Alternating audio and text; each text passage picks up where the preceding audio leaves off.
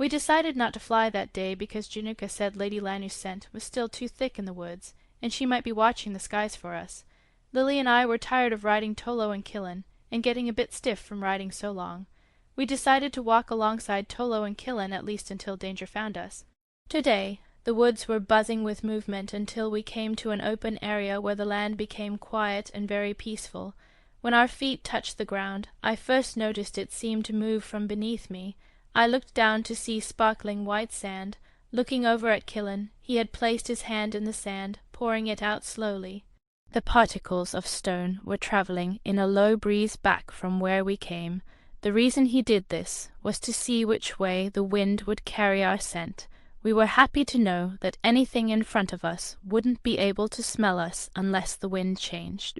We walked for quite some time, but we hadn't gone that far, mostly because Lily and I had to keep stopping to get the sand out of our shoes.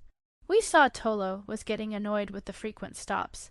Lily was the first to have the idea of going barefoot. The sand wasn't very cool. In fact, it was almost too hot to walk on.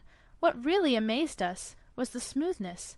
The only way to describe such an odd feeling is, it was almost like walking on a bed of pearls. Later, Tolo explained that they were miniature pearls. He told us a story that it was once known as an area that was once a sea called the Sea of Purity. Then when so much evil came to be, it dried up, leaving the seabed of pearls in its place. Even the shells of the oysters turned to powder and blew away. If you looked straight forward, all you could see was a blinding white land with what looked like a large sand dune. When we finally reached the bottom of the dune, we quickly sat down, too tired and hot to move. While we rested, Tolo, who knew the land from here to Lady Lanew's domain, remembered that beyond that sand dune was a dangerous area. Not one of us would be safe. He told Januka to sneak up to the sand dune and see what was happening over on the other side. Januka quietly crawled up the steep dune and carefully took a look over the other side.